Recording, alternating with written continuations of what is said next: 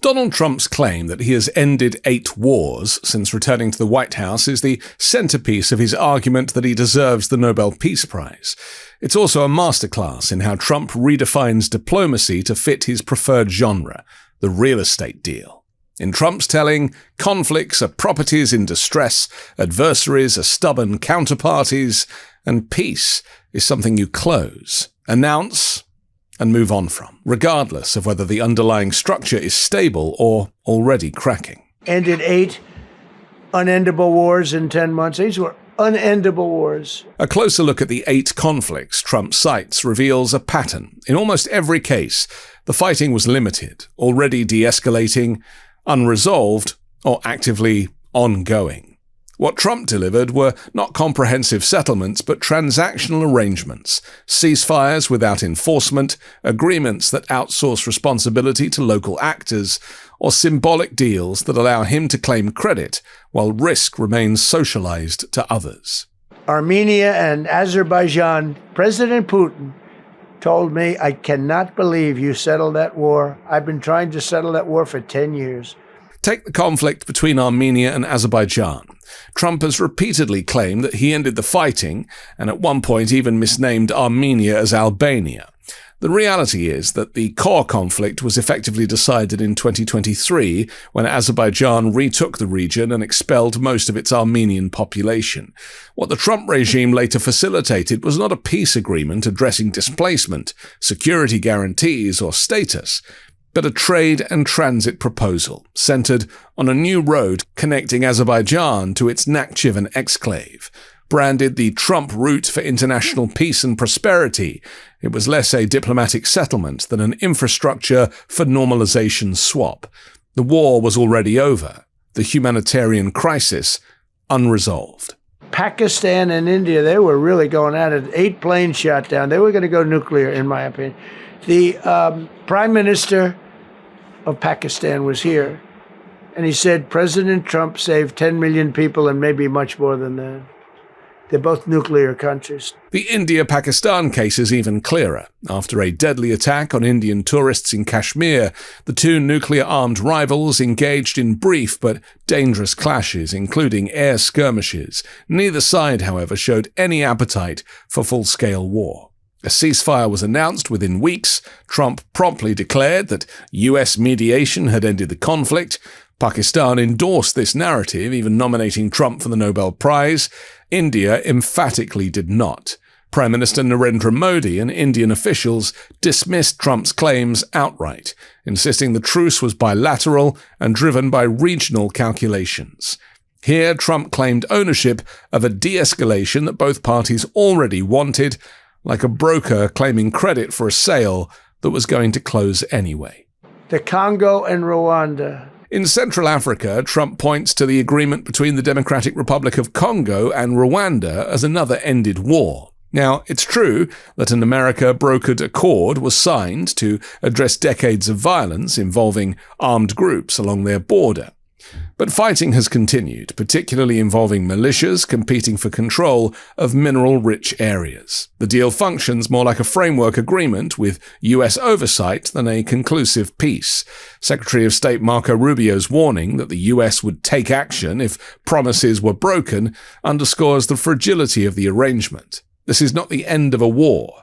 It is a management contract with unresolved liabilities. Cambodia and Thailand fighting for years. Cambodia and Thailand offer perhaps the starkest example of Trump's exaggeration. After border clashes escalated into artillery exchanges and airstrikes, leaders from both countries signed a peace agreement in Trump's presence. Yet fighting resumed within weeks. Hundreds of thousands were displaced, making it the worst refugee crisis in the region in decades. The century-old border dispute remains unsettled.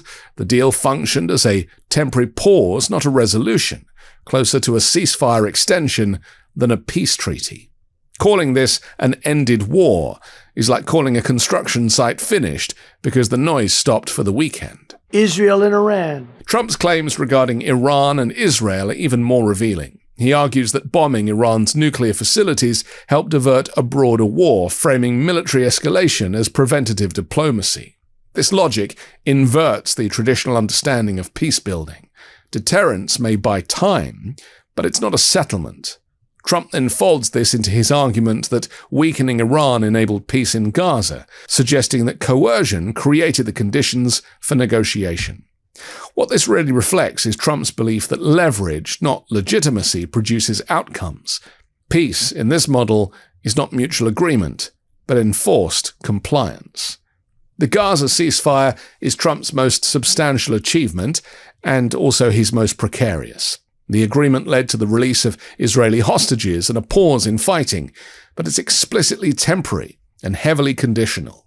The broader political questions, governance, reconstruction, long-term security, remain unresolved.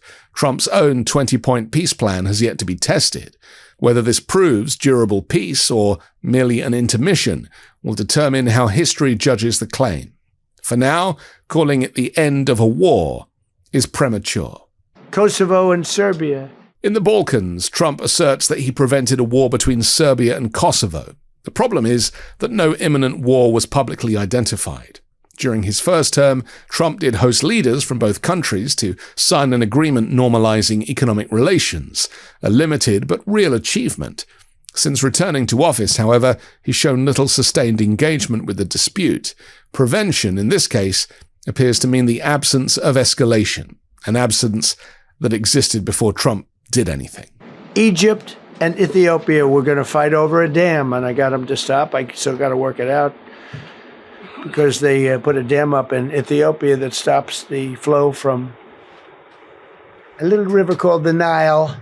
I always think of the Nile being in Egypt, beautiful Nile with the pyramids, but they put a dam up. Trump has repeatedly claimed credit for preventing a war over Ethiopia's Grand Renaissance Dam, which Egypt fears could restrict Nile water flows. Yet there has been no shooting war to end. The dispute remains unresolved, managed through diplomacy and mutual restraint. Trump's contribution appears to be rhetorical pressure rather than a binding agreement. Declaring victory here stretches the definition of ending a war beyond recognition. What unites these cases is not a successful diplomacy, but Trump's transactional mindset. Each piece resembles a deal closed for announcement rather than a settlement built for durability. Risks are deferred, enforcement is vague, and unresolved issues are left to fester. Like a developer flipping properties, Trump emphasizes the signing ceremony rather than the long-term integrity of the structure. This approach also explains Trump's obsession with the Nobel Peace Prize. He sees peace as a deliverable and the prize as payment. But history suggests caution. Barack Obama's early Nobel Prize, awarded on promise rather than outcome, now looks premature, given subsequent wars and failures of deterrence. As one European diplomat put it, an early prize can be a curse. If Trump were judged at the end of his term based on whether these ceasefires hardened into lasting settlements, the calculation might look different. But for now, Trump's claim to have ended 8 wars collapses under scrutiny. What he has delivered are pauses, pressure campaigns, and provisional deals. Transactions, not transformations. Whether any of them mature into genuine peace remains an open question. And that, more than any trophy from Oslo, is the measure that will matter. I'm Anthony Davis. You can find me on the 5 Minute News YouTube channel and podcast, on Wednesdays co-hosting Uncovered, and on Sunday on The Weekend Show with MeidasTouch. Love this video? Support independent media and unlock exclusive content, ad-free videos, and custom emojis by becoming a paid member of our YouTube channel today. You can also gift memberships to others. Let's keep growing together.